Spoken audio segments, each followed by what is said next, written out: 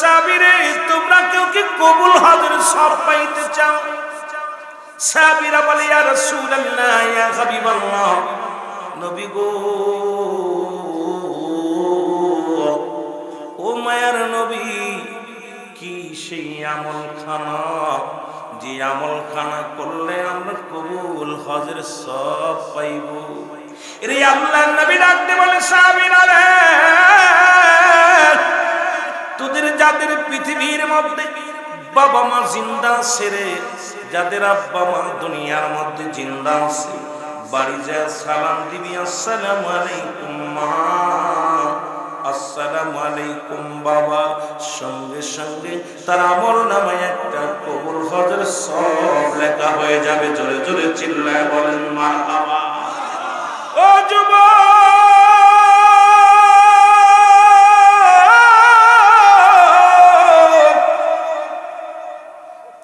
আরে কে জন্য এত বড় নিয়ামত হারিয়ে ফেলেছি রে? কে জন্য এত বড় রহমত হারিয়ে ফেলেছি? রাসূলুল্লাহ বলেন সাহাবীরা রে,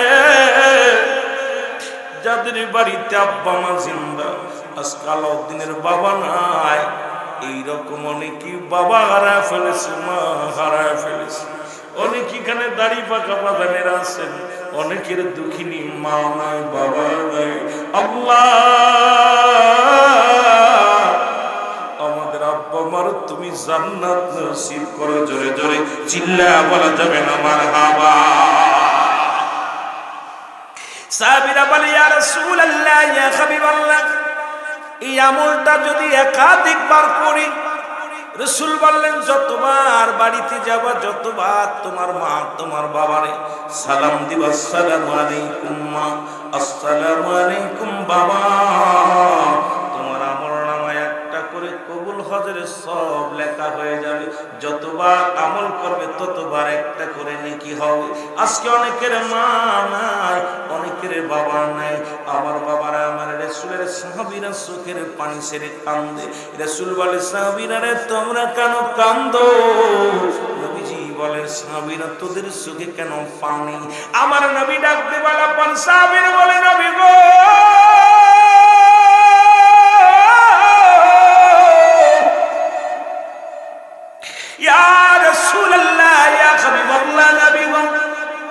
এক সপ্তাহ হয়ে গেল বাবা মারা গেল, 20 দিন হলো মা মারা গেল, গত সপ্তাহে তো 3 দিন আগে মা বাবারে হারায় ফেলেছি। এই আমলটা যদি আগে জানতে পারতাম নবী গো, কতই না আমাদের উপকার হতো নবী গো। আজকে আমাদের দুঃখিনী মা নাই, আমাদের বাবা নাই। নবী কয় সাহাবীরা রে, তোরাই বুঝিয়ে তিম, আমিও নবী তিম, আমিও নবীর মা নাই, বাবা নাই। জোরে জোরে চিল্লায় বলা যাবে না আল্লাহু আকবার। ওরে আমি যদি চাই গো মারা, আমি যদি বিদেশের মাটিতে, লাশটাই আমার পৌঁছাই দিও মায়ের কোলেতে, রে লাশটাই আমার। দুঃখিনী মাথাকে বয়া সন্তানের আশায়, কখন বেটায় আসবে ফিরে কোলেতে আমার, হায়রে কোলেতে আমার। ওরে এমন মায়ের দুঃখ দিলে, ওরে এমন মায়ের দুঃখ পাইলে, ওরে এমন বাবাই দুঃখ পেলে, শান্তি না মিলবে কবরে। লাশটাই আমার পৌঁছাই দিও মায়েরই কোলেতে, ওরে লাশটাই আমার। আরো জোরে বলেন, লাশটাই আমার পৌঁছাই দিও মায়েরই কোলেতে। ওরে আমি যদি যাই গো মারা, ওরে আমি যদি বিদেশের মাটিতে, লাশটাই আমার পৌঁছাই দিও মায়েরই কোলেতে, ওরে লাশটাই আমার। এ দুনিয়ার যুবকের শোনো,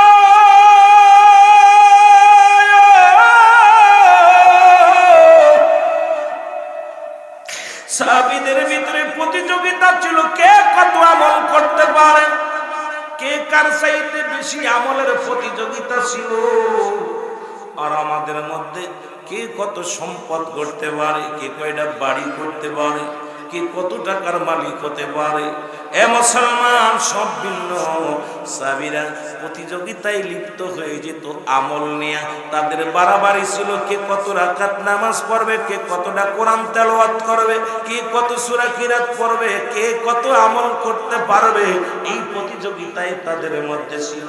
আমার আল্লাহ রাব্বুল আলামিন ডাকতে বলে, হাবিব, আমার হাবিবের চোখে পানি। আরে ডাকতে বলে, জিবরিল তাড়াতাড়ি যাও গো। আরে আমার নবীর চোখে পানি। রাসূল আমারও কাঁদছে, আমার নবীজিও কাঁদছে, সাহাবীরাও কাঁদছে। ওদের বলে দাও, যাদের আব্বা মা দুনিয়ার মধ্যে জিন্দা নেই, তার জন্য এমনি ভাবে দোয়া করে আমার কাছে সবাই পড়ে, রব্বির হামহুমা কামা রব্বায়ানি সগীরা। জোরে জোরে বলেন, রব্বির হামহুমা কামা রব্বায়ানি সগীরা। জোরে জোরে চিল্লায়া বলা যাবে না মারহাবা। রাসূল ডাক দিয়ে বলে, সাহাবীরা রে, তোদের যাদের মা নাই, তোদের যাদের বাবা নাই, রব্বে কারীম দোয়া শিখায়া দিছে, শোনো গো। যাদের মা নাই, যাদের বাবা নাই, তোমরা তোমার মায়ের পাশে দাঁড়াইয়া, ওই কবরের পাশে দাঁড়াইয়া দু চোখের পানি ছেড়ে ডাকতে বলে, আমার এ আমার প্রতিপালক, কে আমার আল্লাহ, আমার পিতা মাতার সগীরা গুনাহ মাফ করে দাও, কবিরা গুনাহ মাফ করে দাও, জানা গুনাহ মাফ করে দাও, জানা গুনাহগুলো মাফ করে দাও। রব্বি কারীম, আব্বা মা যারা দুনিয়া থেকে আমাদেরকে লালন পালন করেছে, আল্লাহ তুমি তাদের রহমতের কোলে তুলে নাও। আমার সাথে পড়েন, রব্বির হামহুমা কামা রব্বায়ানি সগীরা। মহব্বতের সঙ্গে দুরূদ শরীফ পড়েন, আল্লাহুম্মা।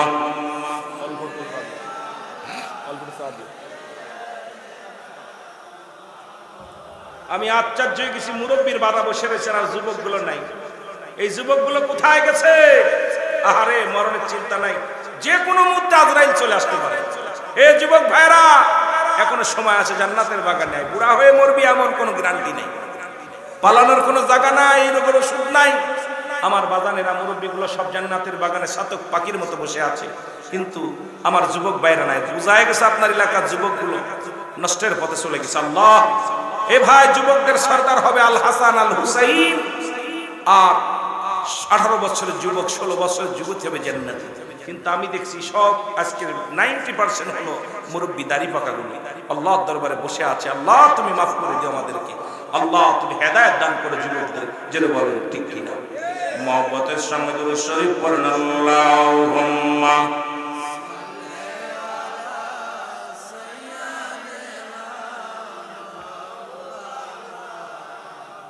وعلى آل سيدنا محمد اللهم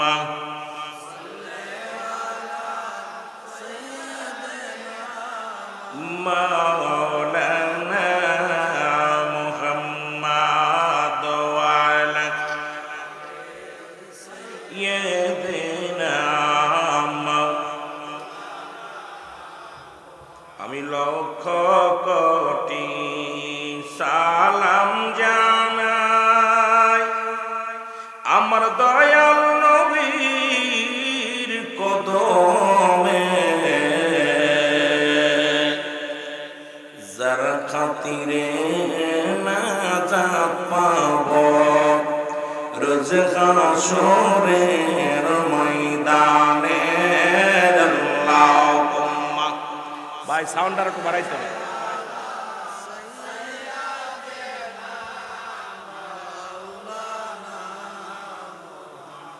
ওয়ালা আলি سيدنا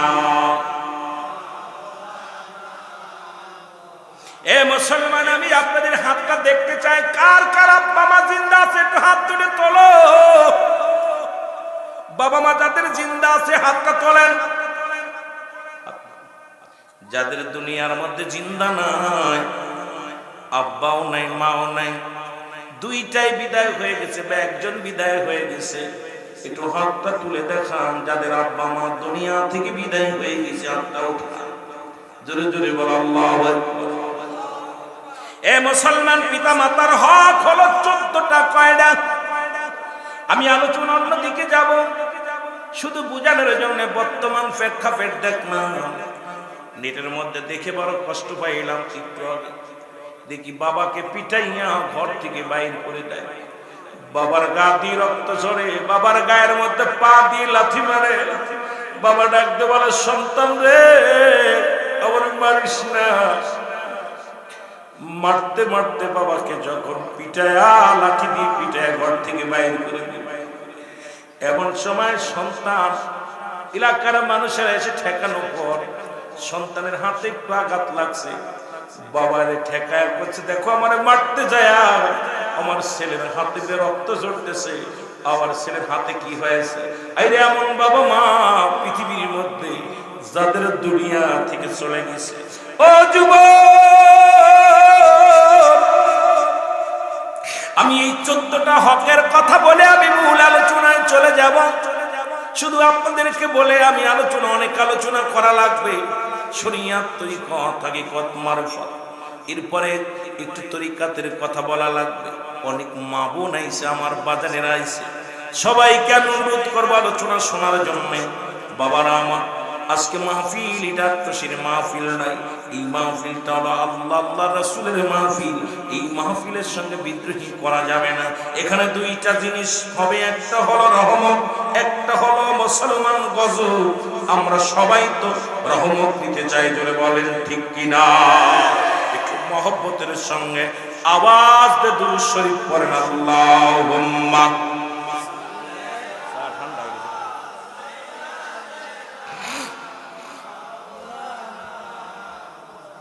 وعلى آل سيدنا। এই যাদের আব্বা মা জিন্দা আছে তাদের 7টা হক। মৃত্যুর আগে 7টা হক, মৃত্যুর পরে 7টা হক, মোট 14টি। অনেক ওয়াজ শালী বাবারা, এখন তো আর ওয়াজের ময়দান নাই। ওয়াজের ময়দানে আসিয়া কিছু জিকির আজগার করি, কিছু গীবাত করি, সমালোচনা করি, একটু করেই তো দৌড়ে মারি। বক্তা গড়ি দেখি আর টাইম দেখি কোন ভাবে 1 ঘন্টা 1.5 ঘন্টা যায়, শ্রোতার কিরণী বিনোদন দিয়ে চলে যায়। এত মসজিদ বাড়ছে, মাদ্রাসা বাড়ছে, আলেম বাড়ছে, ইমান বাড়ে নাই। সমাজের মুসলমান টাকা দেখো, সমাজের উন্নত হয় নাই। সমাজে মুসলমান ঘুষখোর বাড়ছে, সুদখোর বাড়ছে, জিনাখোর বাড়ছে। সমাজে মুসলমান দুর্নীতি বাড়ছে, ব্যভিচার বাড়ছে, বেনামাজি বাড়ছে, মসজিদও বাড়ছে। জোরে বলেন ঠিক কিনা? ওয়াজ হচ্ছে মোড়ে মোড়ে মাহফিল, কিন্তু আমাদের ইমানের পরিবর্তন হচ্ছে না। কারণ কি? বক্তা আমি নিজেই ইমানদার না, যে ওয়াজ করতেছি ওয়াজ দ্বারা ইমান তাজাও হচ্ছে না, নিজেও বিপদে আছি, শ্রোতারদেরকেও বিপদে আছি রাখছি। পাইতেছি মাল, কামাইতেছি, কামায় বাড়ি গাড়ি করতেছি। বক্তার হচ্ছে টাকা, শ্রোতার হচ্ছে গম কামায়, আর কমিটির হচ্ছে কিছু মাল কামায়। জোরে বলেন ঠিক কিনা? সব পরিবর্তন দেখতেছি, হিসাব করে মিলে। আমার ভাইরা, আমার বন্ধুরা, আমার গভীর মনোযোগ। যে কথাগুলো বলি, যাদের আব্বা মা জিন্দা আছে, 1জন বা 2জনই জীবিত আছে, ভালো করে শুনে আগে জীবিত মানুষের কথা বলে আছি। মৃত্যু ব্যক্তির চাইতে জীবিত ব্যক্তির করুণায় হলো বেশি। কারণ মুসলমান, এই যাদের আব্বা মা জিন্দা আছে, শুনে নেন, এই পিতামাতা যতক্ষণ পর্যন্ত সন্তানের উপরে রাজি হবে না, খুশি হবে না, তোমার নামাজ, তোমার হজ, তোমার যাকাত সব বরবাদ হয়ে যাবে। জোরে জোরে চিল্লায়া বলা যাবে না আল্লাহু আকবার। এই 14টা অঙ্কের মধ্যে 1 নাম্বার হলো, লিখে নিবেন সবাই, 1 নাম্বার হলো পিতা মাতার প্রতি শ্রদ্ধাশীল হওয়া লাগবে। যাদের আব্বা মা বেঁচে আছে শুনে রাখো, আজ অধিকাংশ সন্তানের কারণে বাবা লাঞ্ছিত হয়, মা বাবা অপমানিত হয়, বাবার মাথা নত হয়ে যায়। বদমাইশ সন্তান, এর মারে ওরে ধরে, ওরে গাঁজা খায়, মদ খায়। বাবা লজ্জায় মাথা উঁচু করে দাঁড়াইতে পারে না। মসজিদে যায়, পিছনের কাতারে নামাজ পড়ে চলে আসে। বাজারে যায়, মুখটা ঢেকে বাজার করে চলে আসে। কারণ ওই অপদার্থ সন্তানের কারণে বাবা মা শান্তি নাই মনে। ডাক দে, গভীর রাত্রে ডাক দে, বলে রব্বে কারীম তুমি আমারে নিয়ে যাও, হয় ওকে নিয়ে যাও না আমারে নিয়ে যাও। ওই সন্তানের কারণে আমি বেজ্জতি হই। ও যুবক, তোর নামাজ, তোর হজ, তোর যাকাত সব বরবাদ হয়ে যাবে। এই দুনিয়ার ইবাদত বন্দেগী সব বরবাদ হয়ে যাবে। এই জন্যই বলছে, এক নাম্বার হলো তাদের প্রতি শ্রদ্ধাশীল হওয়া লাগবে। এমন শ্রদ্ধা দেখাইতে হবে বিন্দু মাত্র যেন তোমার দ্বারা সন্তুষ্ট না হয়, তোমার দ্বারা অসম্মান না হয়, তোমার দ্বারাই যেন তোমার বাবার মাথা নত না হয়, তোমার দ্বারাই তোমার মা যেন মাথা নত না হয়। গৌরব করে যেন আমার ছেলে ইমানদার, আমার ছেলে নামাজি, আমার ছেলে আল্লাহওয়ালা, আমার ছেলে সুদখোর ঘুষখোর নয়, আমার ছেলে একজন ইমানদার খাঁটি বান্দা। জোরে জোরে চিল্লায় বলা যাবে না মারহাবা। এমন শ্রদ্ধা করতে হবে আপনার দ্বারা যেন বাবা মায়ের শ্রদ্ধা হয়। মাথা ওই ছেলেটা কারের কমক আরে ছেলেটা কত ভালো। আর যখন একজনের গাছে ডিলে মারতে মারতে যায়, ওই কিনারে উঠে ওর বাপ সারা জীবন মারতে দিলে ও তো মারতেছে, ঠিক কিনা? ওর বাপ সারা জীবন গান শুনছে, ওর বাপ সারা জীবন মদের প্যান্ডেলে বইছে। আজ কাজটা মতো দেখলাম যেভাবে তাস খেলতেছে বয়া বসে।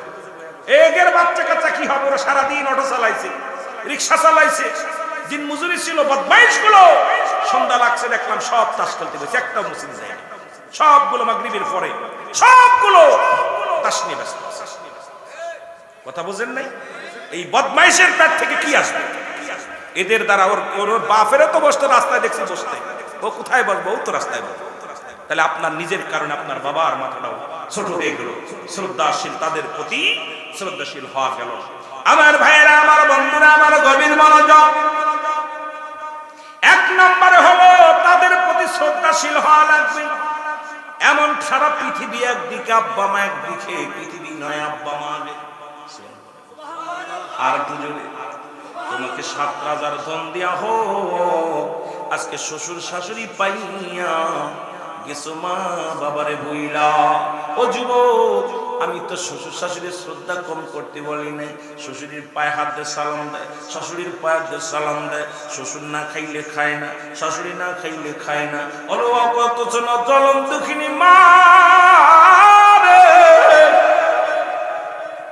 জলম দুঃখিনী বাবা, তোর যারা জন্ম দিল, তোদের যারা লালন পালন করবো, সেই মার প্রতি অযত্ন, সেই মাকে যা সম্মান করিস না, তাকে অসম্মান করে কথা বলিস, মার সঙ্গে দুর্ব্যবহার করিস, বাবার সঙ্গে দুর্ব্যবহার করিস, আল্লাহর কসম করে বলি আল্লাহর আদালতে জবাব দিতে পারবি না। জোরে বলেন ঠিক কিনা? এর মা বাবার কথা মতো যে জন চলে না, বলো মা বাবার কথা মতো। ভাই এটা বন্ধুর মাইক এদের খালি আল্লাহ নবীজির দয়া তার পাবে না বাইরে, আল্লাহ নবীজির দয়া। আরো জোরে বলেন, আল্লাহ নবীজির দয়া তার পাবে না বাইরে, আল্লাহ নবীজির। মা বাবা অতি আপন, তাদেরকে করো যতন। মা বাবা তোর অতি আপন, তাদেরকে করো যতন। এর মার কলিজায় আঘাত দিলে আল্লাহ সহে না। বাবার মনে কষ্ট দিলে আল্লাহ নবীজির দয়া তার পাবি না বাইরে, আল্লাহ নবীজির দয়া। এর জোরে জোরে বলে না, মা বাবা অতি আপন, তাদেরকে করো যতন। মা বাবা তোর অতি আপন, তাদেরকে করো যতন। মার কলিজায় দুঃখ দিলে, মার কলিজায় কষ্ট দিলে আল্লাহ সহে না। আল্লাহ নবীজির দয়া তার পাবি না বাইরে। এর 2 দিনের শান্তি পায়া তাদের ভুলো না, সুন্দরী বউটা পায়া তাদের ভুলো না, আল্লাহ নবীর দয়া তারা হবে না। বাইরে আল্লাহ, এ দুনিয়ার মুসলমান শুনে নাও,